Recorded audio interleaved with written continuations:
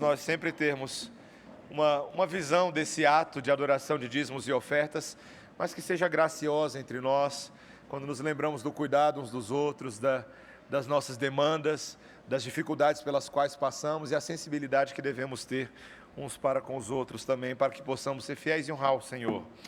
Irmãos, vamos abrir a palavra de Cristo nessa manhã, em Êxodo, capítulo 21. Nessa manhã nós vamos estudar, então, os versículos 1 a 11 dessa passagem. Êxodo, capítulo 21, os versículos 1 a 11.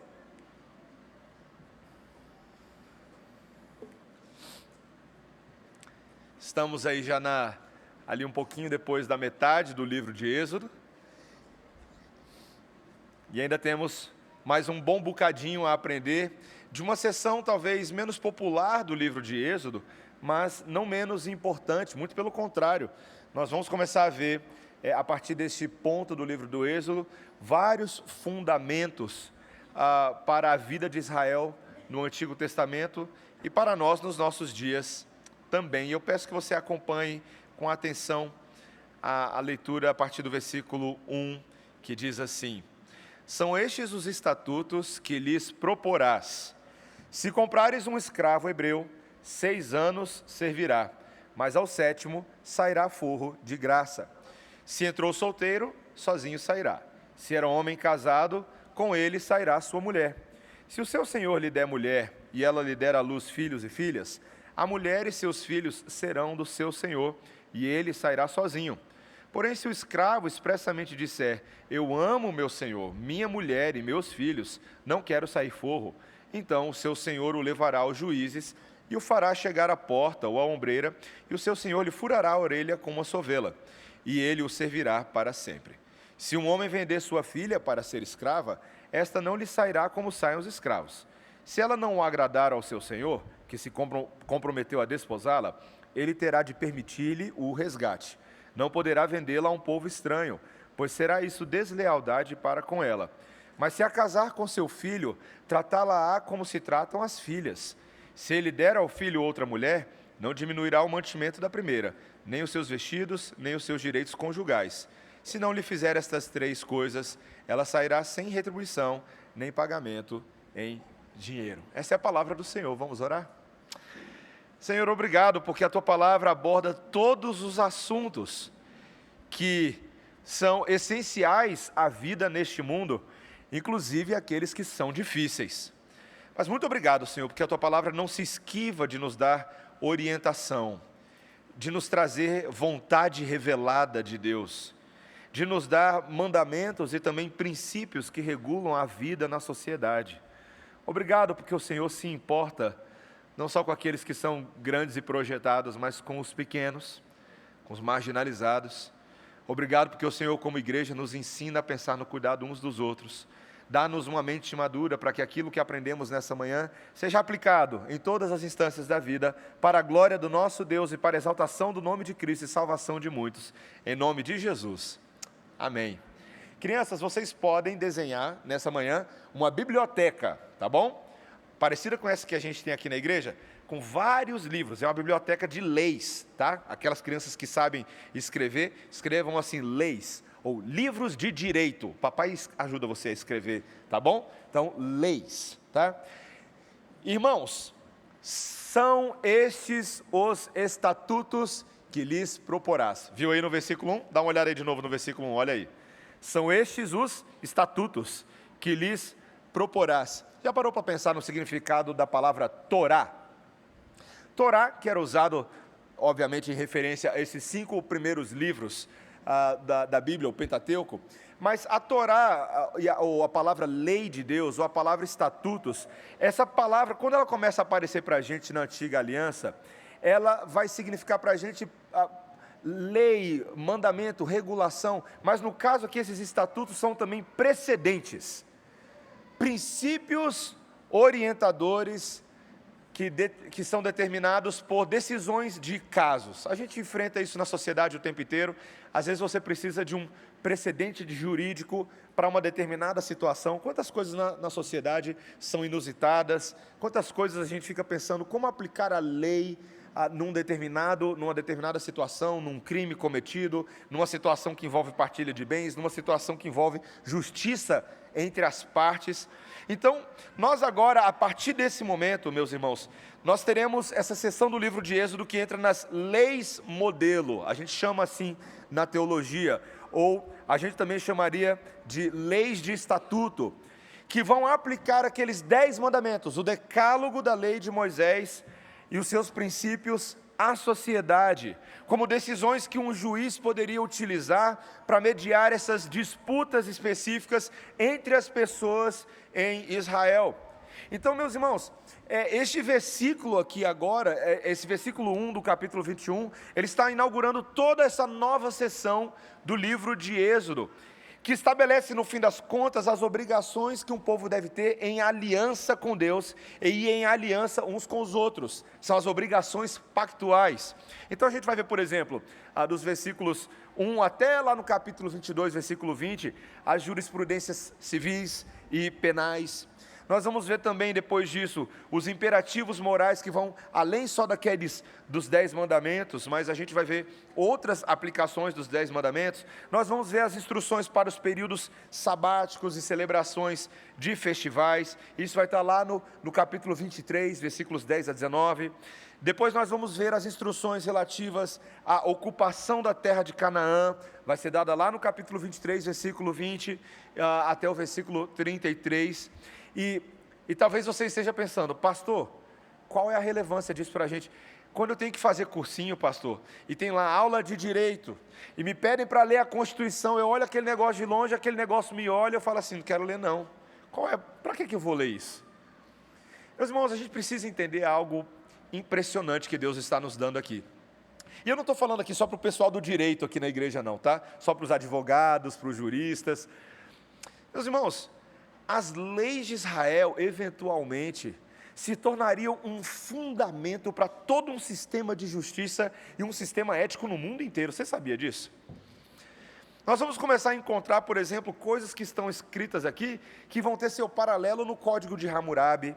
Nós vamos ver sistemas no mundo inteiro, judiciários, que tem na lei mosaica, aqui na lei do povo de Deus, fundamentos para a justiça, para a verdade, para a ética das relações, para estabelecer a verdade. Mas o que você precisa ver aqui, antes dessa influência para o mundo, é que Deus nos dá obrigações de aliança para regular a vida do seu povo, nesse caso aqui, para regular a vida de Israel na terra prometida. Eles iam entrar numa nova terra. Eles tinham saído do Egito e iam para a terra que emana leite e mel. Como é que eles iam viver lá? Qual era o sistema que ia regrar suas relações? Meus irmãos, Deus nos dá diretrizes básicas para vivermos uma vida em sociedade que seja justa. Ao mesmo tempo que Deus chama pessoas a viverem como quem é separado para o Senhor. Você percebe que eu e você, entre nós aqui na igreja hoje, temos um conjunto de leis que rege a nossa vida, que não é apenas o conjunto de leis da sociedade, é a lei do Espírito Santo no meu e no seu coração, é a aplicação da verdade de Deus na minha e na sua vida. E todo aquele que se diz de Cristo deve entender as exigências da lei de Cristo para nós. Então, eu espero que a partir de agora, eu e você consigamos fazer isso desse texto de hoje em diante. Meus irmãos, o texto de hoje é desafiador, tá? Então, bota o cinto de segurança aí e se prepara. Mas, não só esse, mas a gente vai ver textos no livro de Êxodo que vão parecer estranhos aos nossos olhos. Mas você precisa ler da forma correta. Ler com os olhos de quem, por exemplo, lê de trás para frente, da nova aliança para a antiga aliança, para entender o Espírito da graça de Deus desde a antiga aliança. Porque o Espírito Santo de Deus fala mesmo a partir do Antigo Testamento, a mim e a você. E nós vamos ver as implicações disso também no Novo Testamento. Então, eu peço a você que tenha essa mente aberta, essa mente para aprender, mesmo em assuntos difíceis e estranhos. Então, meus irmãos, a primeira coisa que eu gostaria de ver com os irmãos a partir desse texto, é que leis ensinam e, na verdade, consertam a vida comum. Leis ensinam e consertam a vida comum. Olha o versículo 2 comigo. O texto diz: se comprares um escravo hebreu. Se comprares um escravo hebreu. A jurisprudência já começa logo de cara, meus irmãos, com leis que vão regular o regime de escravidão em Israel. Como é que é, pastor? Eu ouvi direito, como é que é? Regime de escravidão em Israel? Meus irmãos, por que a Bíblia dedicaria tempo a falar de leis de escravidão em Israel? O povo de Deus, a Bíblia não deveria ser automaticamente anti-escravidão, qualquer pessoa pensaria isso. E, meus irmãos, é óbvio que o simples mencionar da palavra escravidão já nos traz à memória momentos extremamente sombrios na história da humanidade, não é verdade? Talvez você consiga lembrar aí da Roma Antiga, quando os escravos, as várias massas de escravos, foram os responsáveis pela produção nas grandes fazendas, os serviços nas obras públicas. Quando você, quem já foi a Roma aí, quando você chega lá, você olha tudo aquilo ali, aqueles grandes monumentos, você pensa assim, rapaz, quem foi que construiu isso, né? O próprio Egito, nós vemos o regime de escravidão extremamente cruel. Nós poderíamos falar dos haréns do Oriente. Historicamente, em vários haréns, as concubinas dos grandes sultões, dos sheiks ou dos chás, eram escravas, e muitas delas eram negociadas ou capturadas na região do Cáucaso, entre a Rússia e o Oriente Médio, e você encontra isso nos livros de história. Como não falar das origens do nosso próprio país, quando antes, na África, a chegada dos portugueses fez com que o tráfico escravista se configurasse na maior migração forçada de povos da história. Meus irmãos, nada se compara. Milhões de pessoas foram obrigadas a deixar sua terra natal, atravessar o Oceano Atlântico para serem escravos em colônias distantes. Por 4 séculos, meus irmãos, por 4 séculos, a maior fonte de escravos do tráfico atlântico português se deu a partir de países como Congo, de Angola, e muitos vieram parar aqui no Brasil. Então, na verdade, meus irmãos, você percebe que nós precisamos sim de leis para falar sobre aquilo que existe. Sobre aquilo que existe. As leis, entre aspas, escravistas dentro de Israel, seriam declaradas, o motivo delas, a importância delas, seria declarada repetidamente na palavra de Deus, especialmente no livro de Deuteronômio, quando Deus, vez após vez, Deuteronômio 5, 15, 15, 15, 16, 12, 24, versículo 18, 22, Deus disse que o povo deveria se lembrar de que eles mesmos haviam sido escravos no Egito. O povo de Israel havia sido escravo no Egito, e portanto, eles deveriam ter uma mentalidade correta sobre esse assunto.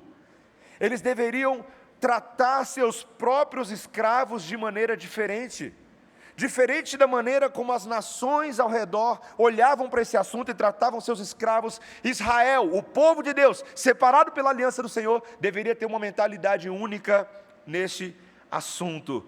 Meus irmãos, é porque a Bíblia está mostrando para a gente que ela não fala só sobre a vontade original e o propósito original de Deus para as coisas. Mas preste atenção, inclusive eu escrevi isso aqui e eu quero falar do jeitinho que eu escrevi para vocês, tá?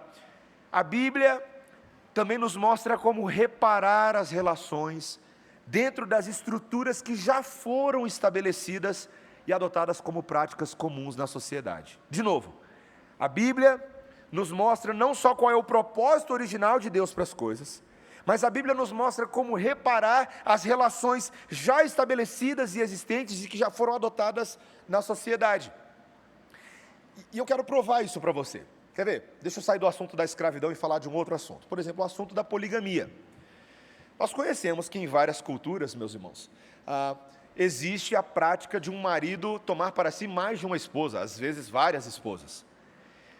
Mas nós sabemos que a Bíblia diz que o propósito original de Deus, a vontade de Deus, desde Gênesis capítulo 1, Gênesis capítulo 2, é de que os casamentos deveriam ser monogâmicos. Você vê isso no final do capítulo 2 de Gênesis. Por isso deixa o homem pai e mãe e toma a sua mulher, constitui família com ela, e aqueles dois e apenas eles se tornam uma só carne. Então, casamentos bíblicos, casamentos para o mundo, são casamentos monogâmicos. Mas a verdade, meus irmãos, é que em algum momento O pecado toma conta do coração do homem e sua insatisfação, sua insuficiência o leva a tomar mais de uma esposa. A Bíblia não entra em detalhes para a gente como foi que a coisa aconteceu. Quando a gente vê, já está acontecendo. Quando nós vemos Abraão, já tem mais de uma mulher. Quando a gente vê até as próprias pessoas no povo de Deus, e se por influência das culturas pagãs ao redor ou não, provavelmente sim, a verdade é que havia muitas culturas que começavam a fazer isso, mas a verdade é que isso estava acontecendo. Então Deus deveria mandar apenas uma lei para virar para todos esses maridos que têm 4, 5, 6, 7 esposas e falar assim, larga todas elas? Não, porque agora eles já estão casados. Agora votos já foram feitos, e se essas mulheres foram dispensadas, elas ficarão desamparadas. Espiritualmente e socialmente, veja, meus irmãos, Deus se importa inclusive com isso. Então existem leis que regulam, na palavra de Deus, as relações até mesmo para casamentos polígamos, para que a justiça de Deus possa trazer o máximo de reparação em situações que já não são perfeitas, entendeu? Veja, outro exemplo disso são as leis quanto ao divórcio. Meus irmãos, a Bíblia é categórica. Moisés falou e depois Jesus repetiu em Mateus 19:6, que aquilo que Deus juntou jamais separe o homem. Veja, esse é o propósito original de Deus. Se Deus juntou homem e mulher, o homem não deve separar isso. É uma lei do Senhor. Mas nós sabemos que no mundo quebrado, no mundo de pecados, no mundo caído, divórcio acontece. Então, na verdade, a carta de divórcio que foi dada por Moisés e depois Jesus ratificou ela lá em Mateus 19, não foi dada para que as pessoas se divorciassem de qualquer forma à torta direita, não.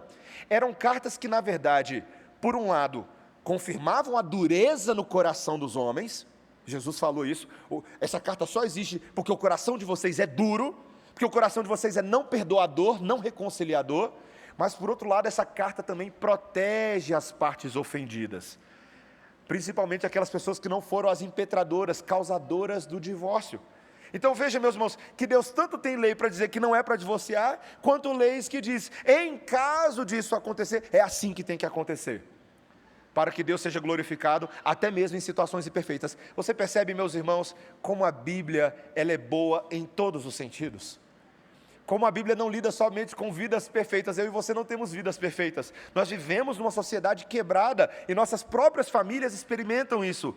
Então, meus irmãos, essas jurisprudências agora deveriam resultar em um modo de vida que restaura as relações, que faz o melhor que se pode.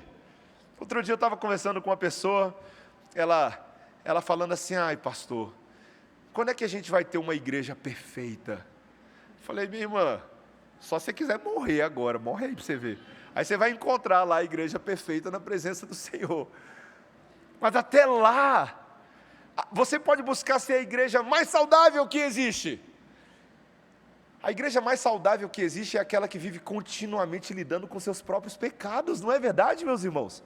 É aquela que continuamente busca aplicar esse bálsamo, esse remédio de Deus, para ir consertando, costurando, refazendo, recriando nossas relações, para que nós reflitamos um Deus restaurador, e que com suas leis continuamente nos ensina e conserta nossas vidas. A verdade, meus irmãos, é que eu e vocês, nesse lado da eternidade, já podemos começar a experimentar sim consertos de Deus. Sabia disso? Você não precisa esperar chegar lá no céu para ver todo o conserto acontecendo, não. A lei boa, agradável e perfeita de Deus já vai restaurando as relações aqui mesmo. Quantos testemunhos nós temos aqui mesmo na igreja, de pessoas que dizem que depois que chegaram, começaram a aprender a doutrina, estudar a palavra, entender a vontade de Deus, começaram a experimentar o poder de Deus para restaurar suas relações, no trabalho, na família. Glória a Deus por isso, meus irmãos, porque a lei de Deus é boa, perfeita e agradável, e todos aqueles que se utilizam dela vão experimentar os benefícios que ela fornece. Então a primeira coisa que a gente tinha para ver era isso, meus irmãos, é uma introdução mais genérica.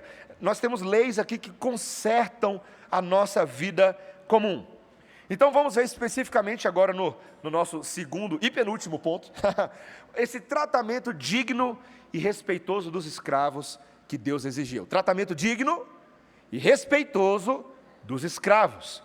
Meus irmãos, veja que agora todas as regras que a gente vai ver entre o versículo 2 e 11 são para governar esse movimento da entrada de uma pessoa para trabalhar numa casa e também da saída dessa pessoa, as condições pelas quais esse trabalhador vai sair de uma família. E você vai perceber que as leis aqui, você vai ver o cuidado, meus irmãos, de Deus com o zelo e a consideração para com os escravos.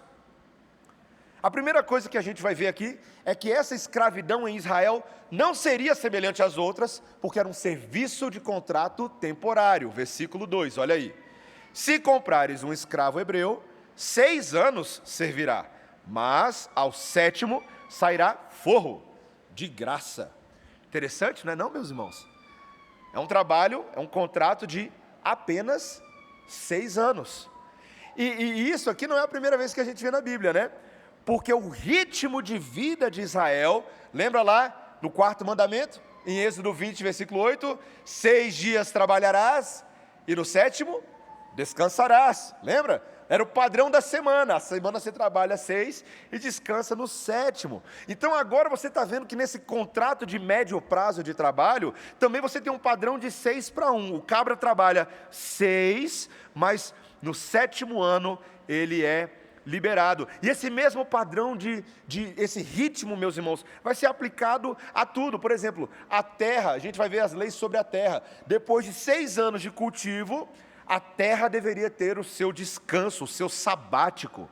O mesmo se aplicaria às pessoas e à terra no ano do jubileu. Depois de 7 séries de 7 anos, tinha o ano do jubileu. Então, meus irmãos, veja que a vida de Israel deve refletir o padrão estabelecido pelo Senhor na criação. Lá em Gênesis 2, versículos 1 a 3, nós vemos que Deus afirma que Ele criou o mundo em 6 dias, mas no 7º dia Ele descansou para contemplar as obras das suas mãos. Meus irmãos, essa é a prova de que o povo deveria confiar continuamente no Senhor para a sua provisão, ao mesmo tempo que concedia descanso aos seus escravos. Eu confio tanto que o Senhor vai continuar cuidando de mim, que mesmo se eu liberar os meus escravos ao 7º ano deles, Deus vai continuar cuidando da minha vida. Você percebe? Você percebe, meus irmãos? Então isso automaticamente implicava que os egípcios agiram ilegalmente ao escravizar os israelitas por um período longo de tempo, sem fim. Meus irmãos, Deus estava estabelecendo aqui uma lei empregatícia para a gente, que você não pode explorar um escravo até a morte para extrair o máximo benefício do suor dele. Meus irmãos, pensa nos nossos dias. A gente tem gente aqui, né? A gente encontra com o pessoal no fim do dia, fim de semana. E aí, meu irmão, como é que foi a semana? Rapaz, essa semana eu trabalhei igual um escravo condenado à vida eterna. Mas, meus irmãos, essa é uma boa declaração? Isso é bom? Isso é bom, o fato de que você trabalhou esse dia uma média de 12, 14 horas por dia? O texto está falando que não. Que não. De que adianta você quebrar o seu corpo trabalhando e com isso você não conseguir ter mais nenhuma outra responsabilidade na vida sobre a sua família, o tempo com seus filhos? Meus irmãos, a própria palavra de Deus está protegendo o povo de Israel e protegendo cada um de nós hoje nas nossas relações empregatícias, nas nossas relações de trabalho. Então você percebe, tem leis que regulam as horas ou os anos de trabalho, mas você também vai ter agora leis que regulam as relações familiares para os escravos, porque a família do escravo importa também. Você vai ver a partir do versículo 3 agora, por exemplo, ele diz, se entrou sozinho, ou se entrou solteiro, sozinho sairá. Então, o escravo, em princípio, ele não deveria se casar durante esses 6 anos, era uma regulação que estava acontecendo, era a forma comum. Se quando entrou, tornou-se escravo, já era homem casado, está aí na continuação do versículo 3, com ele sairá a sua mulher. Ou seja, se ele entrou solteiro, sai solteiro. Se ele já entrou casado com a sua mulher e eventualmente até os seus filhos, quando ele sai todo mundo junto com ele, mulher e filhos. Mas no versículo 4 ele vai falar que se por acaso esse escravo se casou durante a sua servidão, então tanto a esposa como os filhos nascidos dessa união agora deveriam permanecer com o Senhor quando o escravo temporário reivindicasse a sua liberdade no 7º ano. Veja, meus irmãos, vamos entender aqui, tá? Esse escravo não teria direito natural àquele casamento, que foi autorizado pelo senhor dele por uma concessão de misericórdia. Talvez até mesmo a mulher que ele arranjou foi concedida pelo Senhor por um ato de bondade. Então, em princípio, essa mulher e os filhos, cujos custos de sustento foram arcados por esse senhor durante todos os 6 anos, retornariam ao término do período por uma espécie de retomada de investimento. Mas, obviamente, meus irmãos, a lei de Deus, mesmo sabendo disso, ela é boa e considera, mas e se o escravo quiser ficar com a família dele? Veja, ele vai trazer uma provisão aqui no versículo 5, ele fala aí, olha aí, porém, se o escravo expressamente disser, eu amo meu senhor, minha mulher e meus filhos, não quero sair a forro. Eu quero que você perceba o uso proposital da palavra, eu amo o meu senhor, eu amo minha mulher, eu amo os meus filhos, eu não quero sair a forro, eu quero permanecer. Então o texto agora vai mostrar que esse escravo poderia voluntariamente fazer um juramento de lealdade ao seu senhor e à sua família, e assim ele renunciaria ao seu direito de libertação ao 7º ano. Está aí, olha o versículo 6. Então seu senhor o levará aos juízes e o fará chegar à porta ou à ombreira, e o seu senhor lhe furará a orelha com uma sovela, e ele o servirá para sempre. Eu acho que você já viu essa cena em filmes, né? Alguns filmes tem, né? Chega lá, leva o escravo na porta da cidade, nesse caso em Israel, explica-se o motivo pelos quais estão ali.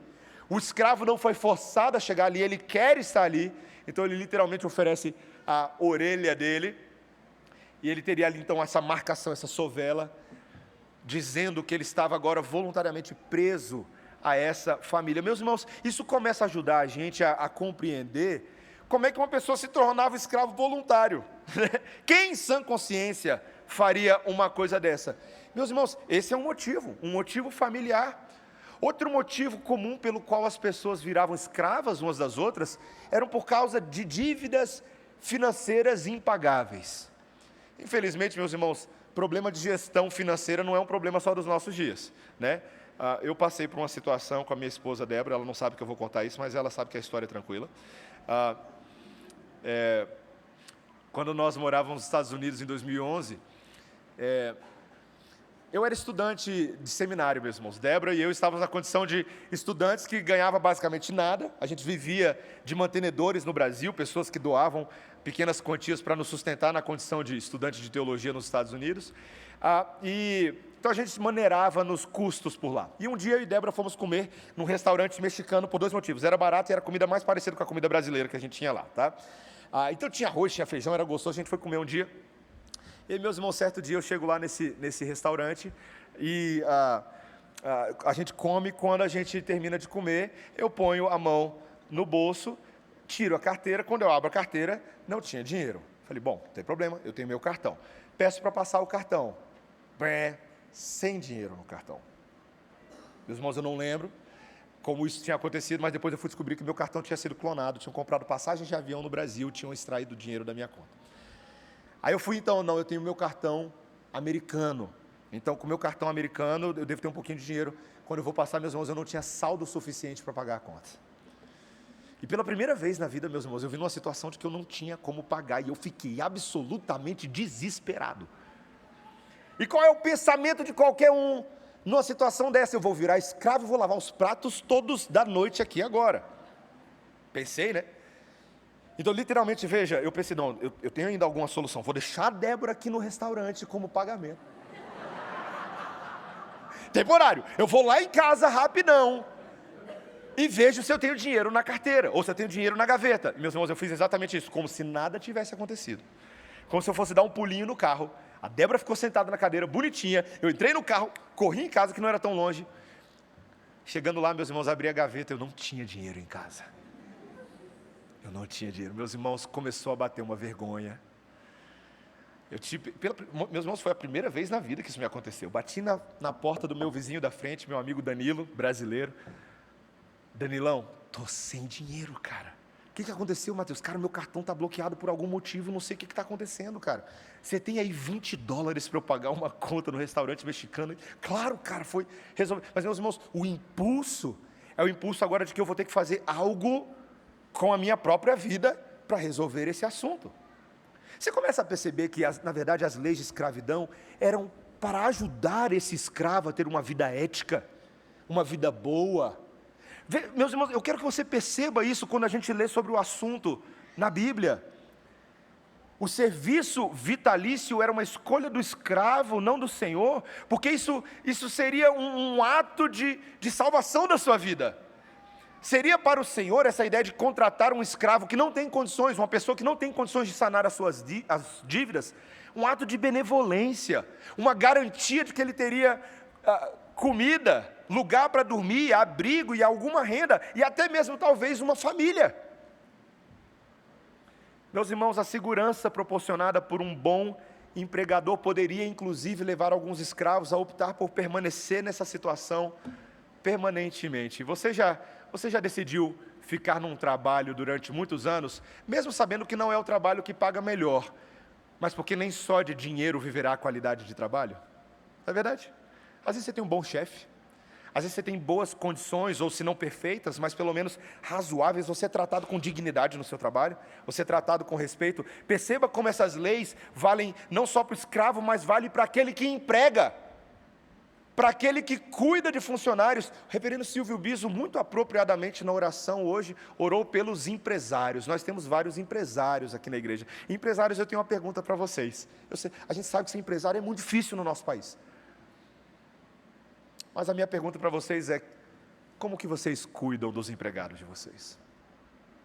Como é que vocês cuidam deles? Está pagando tudo em dia?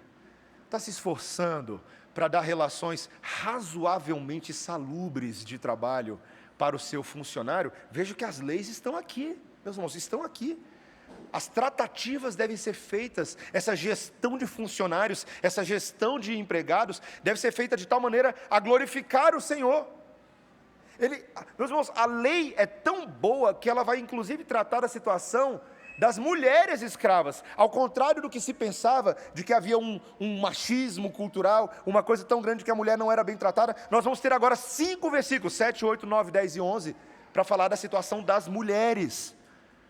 Meus irmãos, muitas vezes, e aqui o texto vai entrar numa questão de que algumas famílias eram tão pobres, que não teriam condições de arcar com os custos de um casamento normal, então o pai poderia vender a sua filha como escrava a um homem rico. Veja, eu sei que essa linguagem nos parece agressiva, mas é muito mais a ideia de uma negociação de um casamento arranjado, de um casamento que no fim das contas traria benefício social para ambas as partes. Então, meus irmãos, essa esposa às vezes se tornaria uma esposa secundária de um homem que já tem uma esposa. Está vendo novamente como essas situações eram complicadas? Quando infelizmente na pobreza alguns se arriscariam a fazer coisas impensadas, mas você lembra disso, porque Zilpa e Bila, lá em Gênesis 29, eram exemplos de concubinas que se tornaram mulheres assim.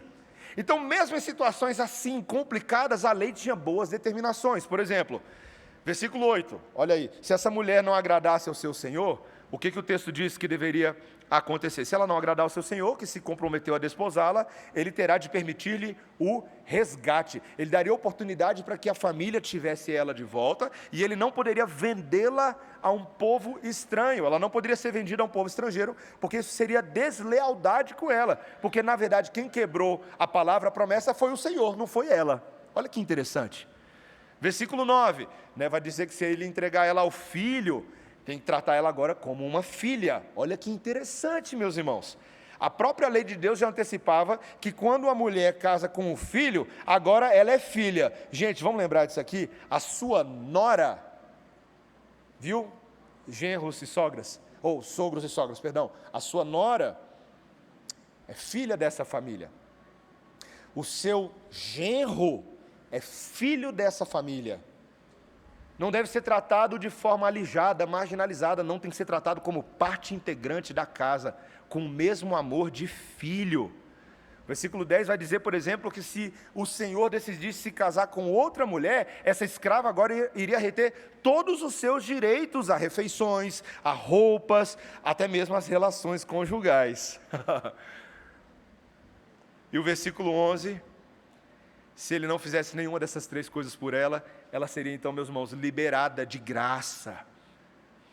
Ela não teria nenhuma responsabilidade para com essa situação. Meus irmãos, por incrível que pareça, essas leis foram estabelecidas para proteger essas mulheres, muitas vezes de origem humilde, para que, prevenindo que elas fossem exploradas. Meus irmãos, eu quero que você perceba a própria proteção às mulheres contra o tráfico sexual.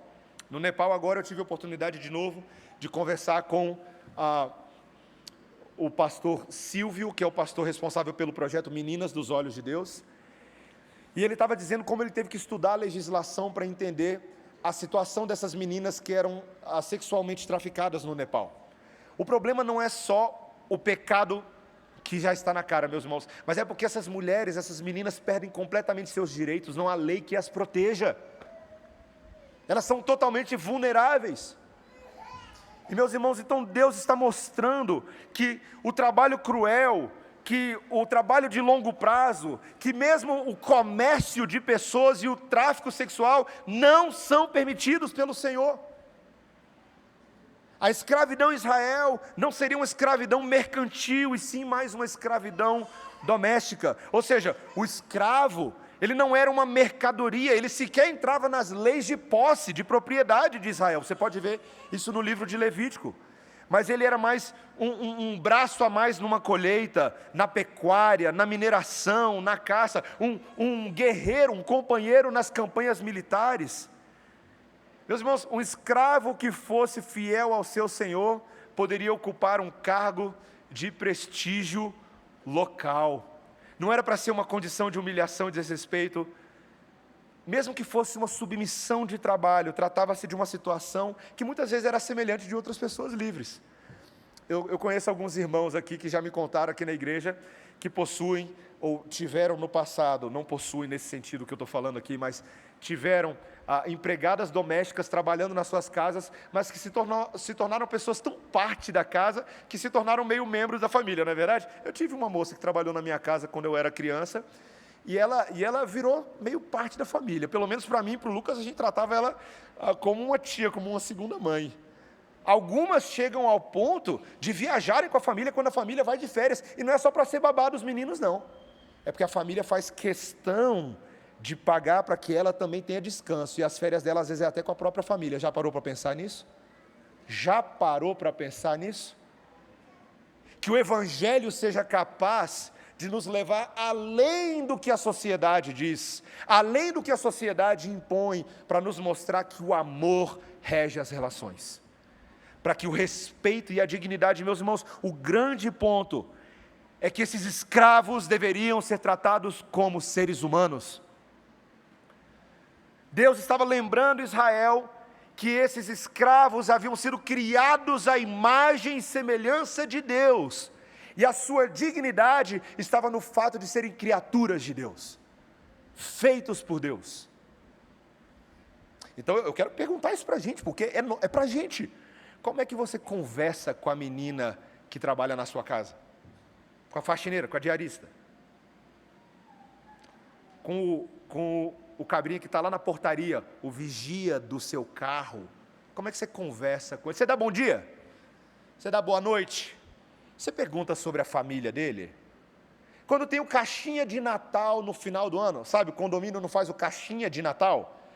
Para dar um extra, né? Porque muitas vezes ali o 13º, às vezes nem tem 13º, não é suficiente. O que a gente faz nessa época? A gente ajuda, a gente coopera, a gente se importa verdadeiramente com essas pessoas? Meus irmãos, eu conheço testemunhos de pessoas, de funcionários que foram convertidos pelo testemunho dos seus chefes.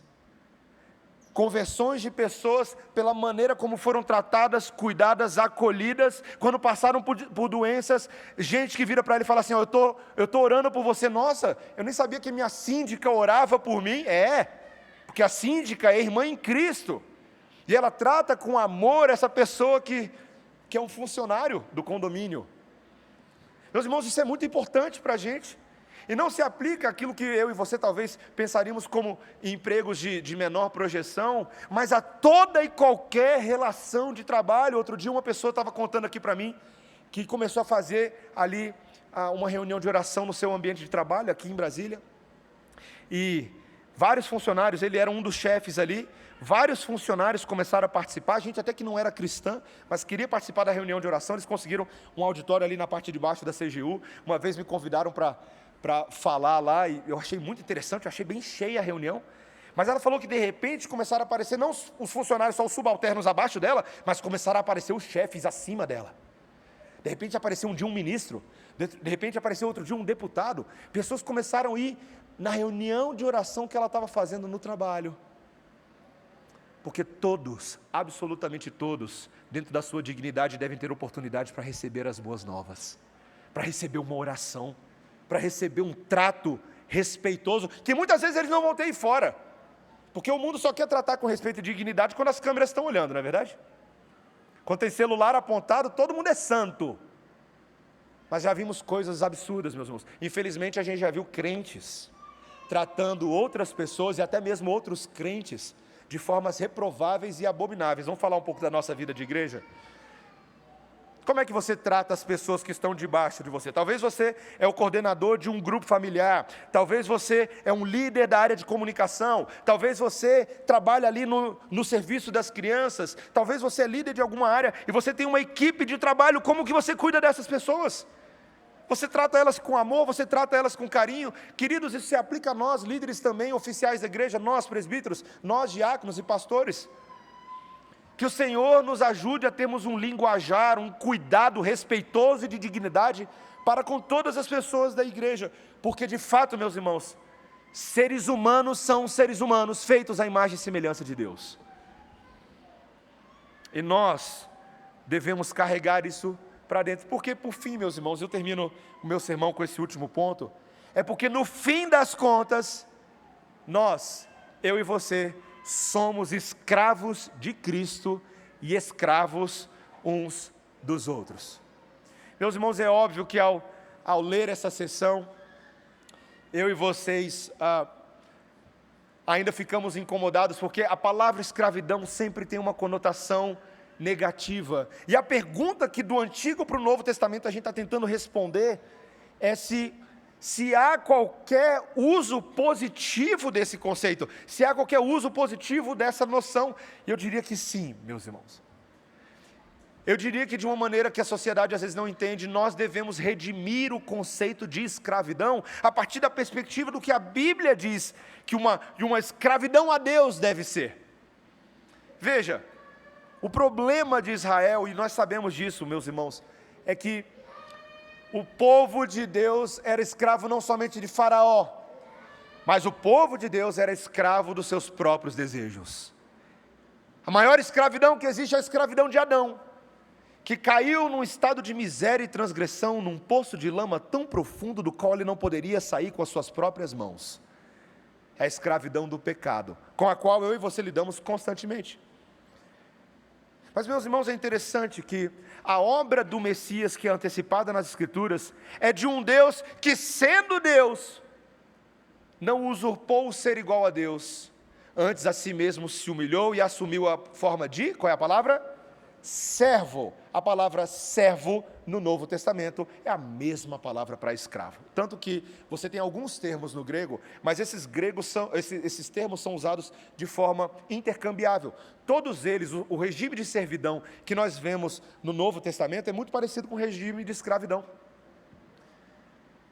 Então a Bíblia diz que o Messias se tornou servo. O que é um servo? O que um escravo no mundo grego, no mundo da Judéia, no mundo romano fazia? Bom, o escravo fazia o que escravos faziam. Muitas vezes essas tarefas do lar envolviam, inclusive, ajudar o seu senhor ou a sua senhora a tomarem banho. Você sabia disso? Não sei se você sabia disso. Os escravos, a gente quando vê essas coisas em filmes, né? Então, os escravos ajudam até mesmo com elementos da higiene pessoal, de passar uma toalha no cabelo, de pentear um cabelo, ou mesmo de lavar os pés. Lavar os pés. Quando alguém chegava de uma jornada longa, né? Vocês sabem que naquela época o pessoal na Palestina não usava Nike, Reebok e Adidas, né? Então os pés eram chechelentos mesmo, meus irmãos, eram empoeirados. E um dos primeiros itens da higiene do lar, do acolhimento da casa, era limpeza dos pés. Lá no Nepal o pessoal tirava a sandália, né? Tudo muito sujo lá em Katmandu. Então mesmo na igreja, quando um pastor ia pregar, eu tinha que deixar o meu sapato assim fora e subir no púlpito só de meia e pegar de meia para não sujar demais. essa área. Então os escravos limpavam os pés. Talvez você pense hoje em dia na questão do engraxate, né? A gente associa com essa cena. Aí o texto bíblico nos diz, certa feita, que Jesus está reunido com seus discípulos, e você tem que pensar nisso, tá? Isso era coisa que escravo fazia. De repente Jesus tira a parte de cima da sua roupa, toma uma toalha, joga por cima de um dos braços ou atrás do pescoço, pega uma pequena bacia de água e passa a lavar os pés dos seus próprios discípulos. Meus irmãos, vocês param para pensar como é que era isso na cabeça dos discípulos? Como é que é? O meu Senhor, cujas palavras de autoridade e vida são publicamente atestadas, está lavando o nosso pé. Deve ter sido um embaraço, meus irmãos, deve ter sido um constrangimento. E ninguém falou nada, todo mundo ali ficou meio tímido, né? Mas Pedro não aguentou. Pedro, não aceito. Não posso permitir que o Senhor faça uma coisa dessa. E aí Jesus vira e diz: Pedro, se você não permitir isso, você não tem parte comigo. E eu não tenho parte com você. Jesus estava começando a dizer para Pedro que o que Jesus veio para fazer era exatamente aquilo. Veja, não ficar lavando os pés das pessoas, ainda que ele o fizesse. Mas ele veio para ser escravo dos homens, servo dos homens. Como? Tornando-se, na cruz do Calvário, o substituto em lugar deles. Jesus não ficou olhando o crente tentando salvar-se a si mesmo, lavando a roupa, ou lavando a louça na cozinha. Jesus olhou para a gente na cozinha tentando lavar a nossa louça e falar: nunca vai ficar limpa, nunca vai ficar limpa, vocês são imundos, vocês estão mortos nos seus delitos e pecados. Então Jesus vira e fala: sai da cozinha, eu lavo a louça no lugar de vocês. Eu sou o Deus da purificação, e para purificá-los das suas obras más, da sua pífia tentativa de obedecer à lei pelos seus próprios méritos, eu vou fazer isso no lugar de vocês. Eu vou cuidar da vida de vocês. Eu vou cumprir a lei no lugar de vocês. E verdade que ele cumpriu, não é? Porque ele, sendo Senhor, e ele de fato é Senhor, tratou aqueles 12 discípulos com toda a dignidade. Cumpriu a lei em favor deles. Protegeu aqueles homens quando eles estavam com fome e foram acusados de quebrar a lei de Deus quando pegaram as espigas que ficavam para trás no dia de sábado, porque estavam com fome. E aí Jesus vira para aqueles fariseus que acusaram, aqueles judeus que acusaram os seus discípulos de estarem quebrando a lei de Deus, e ele disse: eu sou o Senhor do sábado. Não é o sábado que serve para me servir, ou não sou eu que sirvo o sábado, é o sábado que serve para me servir. E se está com fome, pode comer no sábado, sim. Porque o Senhor sobre o sábado também era Senhor sobre a vida desses discípulos e os amava com amor leal e incondicional. A palavra hebraica hesed, é a palavra que descreve o amor longânimo e pactual de Deus. Um Deus que seria capaz de pegar homens e mulheres escravos do pecado e se colocaria numa posição ainda mais inferior do que a deles, ao tomar sobre si as iniquidades deles, sarando suas enfermidades, fazendo-se maldito no madeiro que era considerado maldição, Gálatas 3, para que aqueles malditos tivessem vida, ele se fez maldição por nós. Cristo se tornou servo de todos. Não é à toa que Isaías chamou ele de servo sofredor. Isaías 40, Isaías 41, Isaías 42, Isaías 49, Isaías 45. Isaías 52, Isaías 53. O servo que veio para sofrer. Meus irmãos, a primeira liberdade que nós adquirimos em Cristo foi a liberdade espiritual. A abolição espiritual foi conquistada por aquele que morreu e ressuscitou por cada um de nós, cancelando o escrito da dívida que era contra nós e nos dando vida abundante em si mesmo. Então, meus irmãos, foi para a liberdade que Cristo nos conquistou. Amém? É isso que está escrito lá em Gálatas 5:1, literalmente. Para a liberdade foi que Cristo nos libertou.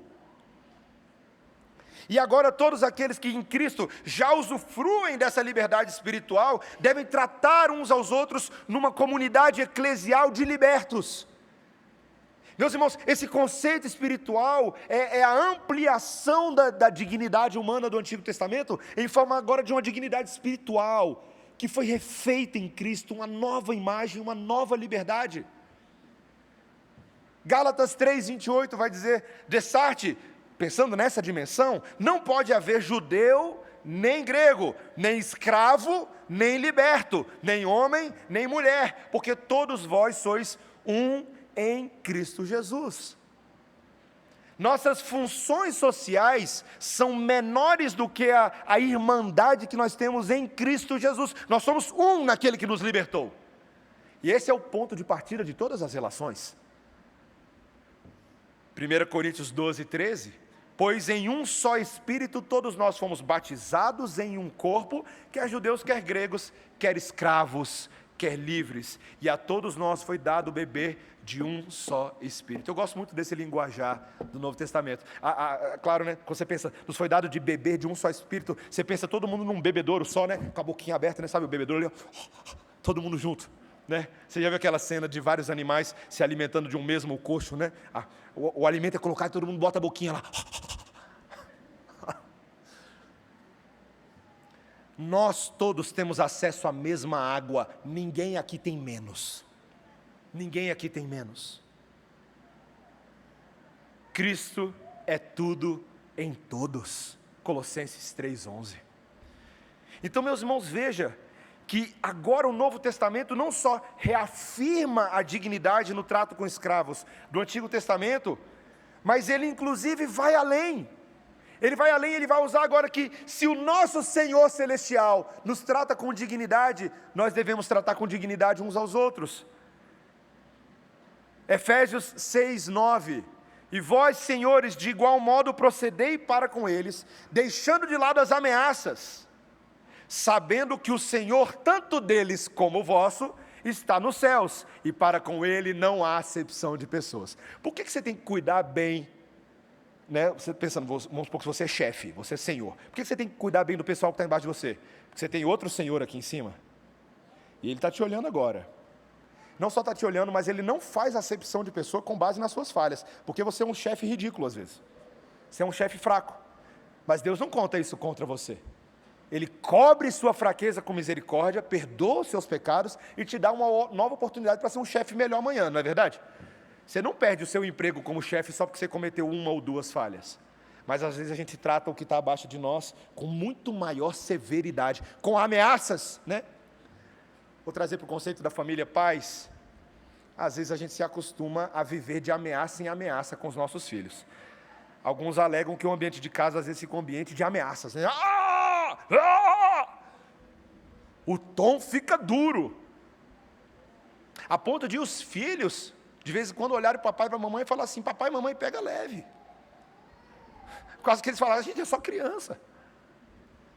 Mas, meus irmãos, não é verdade que os próprios pais, às vezes, diante do Senhor, são essas crianças difíceis e complicadas, e o nosso Deus não fica o tempo inteiro com a gente, porque se fosse assim, a gente nem aqui estava. Nosso Deus nos trata com docilidade, gentileza e misericórdia, sim, e também nos corrige como o pai que ama seus filhos. Nós precisamos encontrar, meus irmãos, esse ponto de equilíbrio, esse ponto de bondade. Escravos também, meus irmãos, são encorajados a buscar a sua liberdade por meios legais, se há oportunidade para tal. E de fato havia, tanto lá atrás, quanto nos nossos dias. Mas veja, meus irmãos, eu poderia falar muito sobre abolicionismo. Eu tenho um sermão inteiro que eu preguei nos Salmos sobre esse assunto. Mas eu quero que você entenda que mais do que só falar sobre abolicionismo, sobre a luta que os crentes devem se envolver pela libertação de escravos ao redor do mundo, a gente poderia falar muito disso. Os cristãos têm sido conhecidos ao longo da história como os maiores abolicionistas, homens como William Wilberforce, homens como John Newton. Os presbiterianos, inclusive, nos Estados Unidos, acabaram modelando no final do século XIX, essa transição do sistema de escravidão para um sistema de libertação democrática. Poderíamos falar muito disso.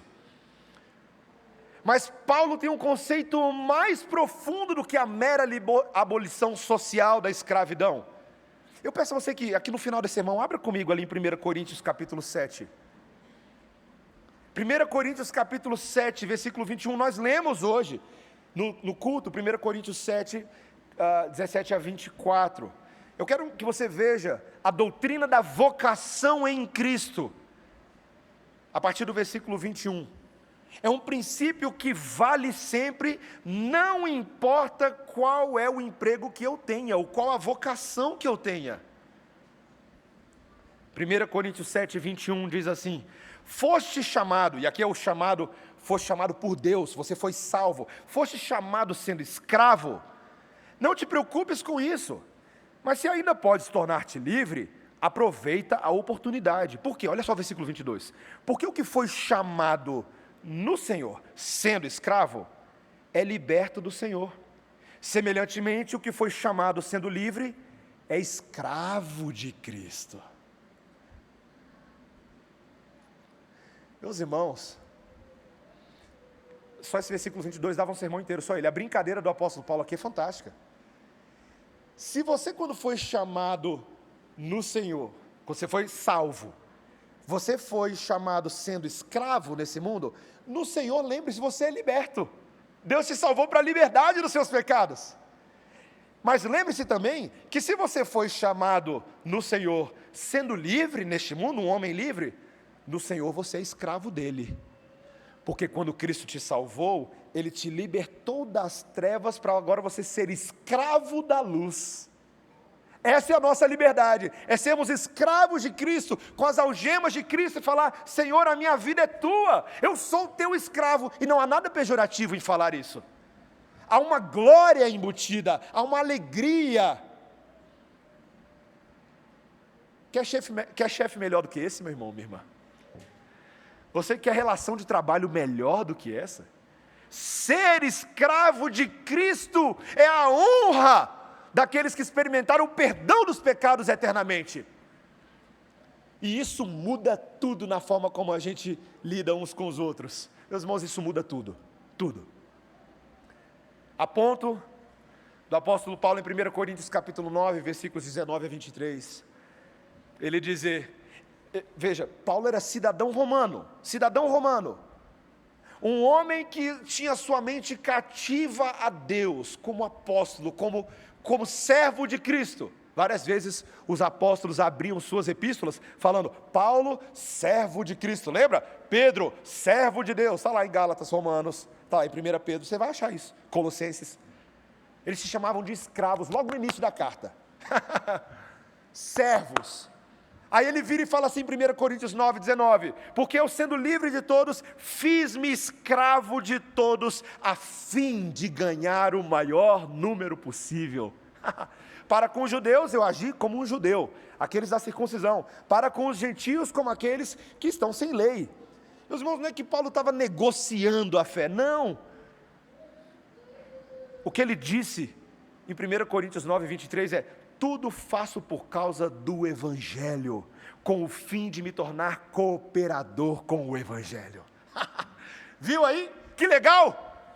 Que você possa voluntariamente tornar-se escravo de outras pessoas com o fim de alcançá-los, com o fim de libertá-los. Meus irmãos, o Evangelho é algo maravilhoso, ele muda tudo. Ele muda até como você trabalha no seu trabalho. Vamos lá, de vez em quando lá no seu trabalho você não se sente escravo. Fala assim: pastor, não me pagam a altura, eu me sinto como um escravo. Me botam para trabalhar no sábado e às vezes no domingo eu me sinto como um escravo. Veja, Efésios 6,6. Não sirvam à vista, como para agradar a homens, mas como servos de Cristo, fazendo de coração a vontade de Deus, servindo de boa vontade como ao Senhor e não como a homens, certos de que cada um, se fizer alguma coisa boa, receberá isso outra vez do Senhor, quer seja servo, quer seja livre. Efésios 6,6 a 6,8. A promessa de Deus para você é que, se você trabalhar bem, de vez em quando é difícil mesmo, meus irmãos. De vez em quando tem umas horas extras. E não é só no trabalho não, em casa tem hora extra também, né? Você acordou essa madrugada aí para resolver choro? Você teve que fazer hora extra saindo no meio do culto porque a sua criança estava um pouco agitada demais? Às vezes tem umas horas extras, né? Você fala assim, Senhor, não está cabendo no meu dia de 24 horas, Senhor. Cabe sim, meus irmãos. Jesus levou a cruz em seu lugar para quando você tivesse que fazer hora extra, você se lembrasse daquele que levou o seu fardo e falasse assim, Senhor, eu vou fazer isso aqui não é por causa do meu chefe, não é por causa dos meus colegas, mas é por causa do Senhor. Eu vou cumprir essa hora extra por causa do Senhor. Eu vou tratar bem os meus colegas por causa do Senhor. Eu vou segurar a minha língua e vou abençoar aqueles que são menores aos meus olhos por causa do Senhor. O Evangelho de Cristo faz isso, igreja do Senhor. E Deus promete que se a gente fizer isso, Ele vai nos recompensar, certos de que do Senhor Ele vos dará um pouco mais, nele, não em dinheiro, nele, para a glória dEle. Eu termino o meu sermão contando só uma coisinha que eu contei lá naquele meu outro sermão sobre a abolição, ninguém vai lembrar, então não tem problema repetir a ilustração. Lá em meados do século XIX, meus irmãos, teve um tempo ali de comércio de escravos, praticado em várias partes do sul dos Estados Unidos, eu vi isso de perto. O sul ainda hoje, dos Estados Unidos, é um resultado daquela escravidão ali do século XIX, início do século XX. Mas conta-se ali que um belo rapaz estava em leilão numa das capitais do sul, um rapaz bonito, estava em leilão como escravo. E as ofertas continuaram subindo por ele, continuaram subindo, e finalmente um inglês ganhou a posse. Deu a maior oferta de todas. E aí o jovem escravo, vendo a nacionalidade do dono dele, desse seu novo dono, sabendo que ele era inglês e que a Inglaterra já tinha passado pela abolição, ele vira para ele e começou a repreendê-lo. Ah, você tem coragem de vir aqui hoje? De comprar um escravo, quando a escravidão já foi abolida no seu país, a Inglaterra? E o comprador inglês, no entanto, vira para ele e fala assim, eu comprei você para libertar você. Eu paguei esse rio de dinheiro para você sair daqui livre. E esse jovem escravo, tomado de emoção naquele momento, vira para esse senhor e fala, eu serei seu escravo voluntário para sempre. Viu, meus irmãos? Viu como as coisas funcionam? Nós somos escravos de Cristo hoje por amor, meus irmãos. Por amor. Porque Ele nos amou primeiro. E a gente fica tão constrangido pelo amor dEle, que a gente fala, Senhor, para onde irei? Só Tu tens as doces palavras de vida eterna. Eu sou Teu, pelo resto da minha vida. Que o Senhor nos ajude a cumprir a lei de Cristo, pelo Senhor e uns pelos outros. Amém? Abaixa a sua cabeça, meu irmão, vamos orar. Senhor Deus, nós estamos aqui hoje porque o Teu grande amor, o grande amor de Deus, nos conforta e nos consola. Obrigado por nos libertar, Senhor.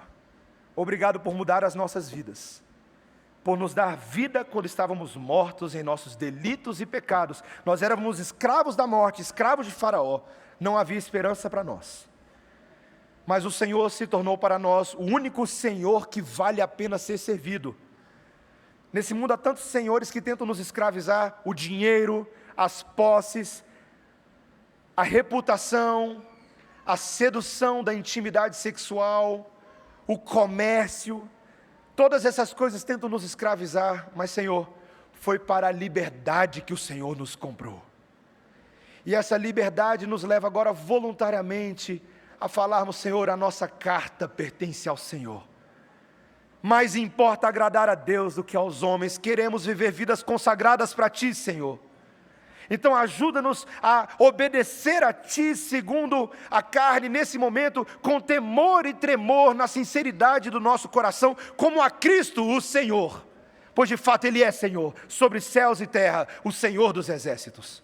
Então nós declaramos a Tua glória, a Tua majestade, e ainda que vivamos dias difíceis nesse mundo, Senhor, porque viveremos. Ser escravo de Cristo não é fácil nesse mundo. Passaremos por aflições, por angústias, por perseguições, por perdas financeiras, e até perderemos quase tudo por causa de Cristo. Mas em Cristo nós já ganhamos tudo. Louvado seja o Teu nome, por toda a eternidade, em nome de Jesus. Amém. Igreja, vamos